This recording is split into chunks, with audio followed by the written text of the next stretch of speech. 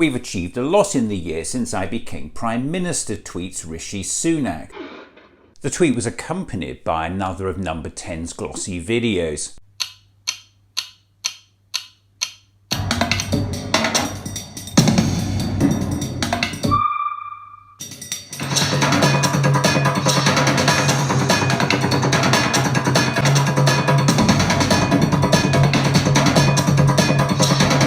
Well, it seems the government's latest cunning plan is to hope we'll all blink and miss what it's been up to. So let's slow that down. Halving inflation. Let's just sit on a shelf for a moment. It was the government that gave us the highest inflation in 40 years. And on that, don't just take my word for it. Energy bills doubling, inflation at a 40-year high.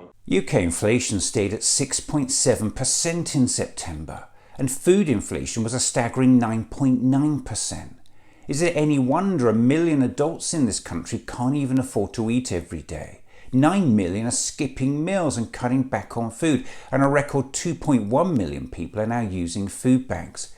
And contrary to what the Prime Minister keeps telling us, bringing down inflation is not a tax cut for hard-up families. Falling inflation just means prices are rising more slowly than they were before. It doesn't mean that price levels are actually falling.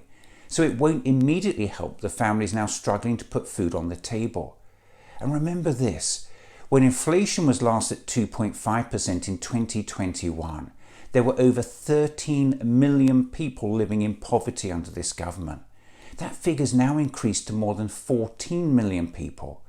And if all that's not bad enough, the Prime Minister has just imposed more crappy royal terms pay cuts on millions of public sector workers, whilst uncapping bonuses for millionaire bankers, growing the economy. According to the International Monetary Fund, Britain will see the weakest economic growth across the G7 next year.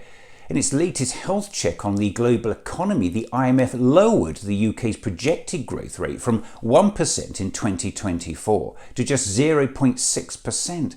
That's worse than recession-hit countries in the Eurozone, and slower than even sanction-hit Russia, which is expected to expand by 1.1%. Reducing debt. This government has given us the highest debt in 60 years, and that dire situation is unlikely to change anytime soon under a Conservative government. Don't just take my word for this. Listen to Chancellor Jeremy Hunt speaking to Sky News on October 13th. The numbers are definitely worse than what I faced in the spring. Really, they are worse, are they? Our debt interest is likely to be 20 to 30 billion pounds higher this year than we predicted in the spring. And let's not forget, this government has also given us the highest taxation in 70 years, cutting waiting lists. NHS waiting lists in England have just hit another record high of 7.75 million.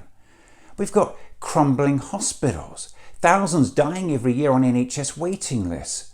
And if all that's not bad enough, remember that promise made by Rishi Sunak in January of an extra 5,000 hospital beds to avert a winter crisis? Well, hang on to your seats, because fast forward 10 months and the number of beds in England has actually fallen by almost 3,000. That's according to an analysis of NHS England data by the Royal College of Emergency Medicine. Stopping the boats. More than 25,000 people have crossed the English Channel in small boats so far this year.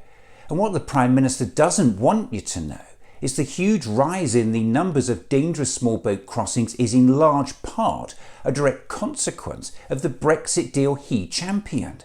Specifically, the government's decision to leave the EU without a returns agreement in place. 20,000 new police officers. Well, even the government's own policing minister has admitted it's actually just 4,000 more police officers than we had in 2010. That is 4,000 more than the previous peak in March 2010. And that's just part of the story, because in this latest COM, the government is ignoring the increase in population since 2010.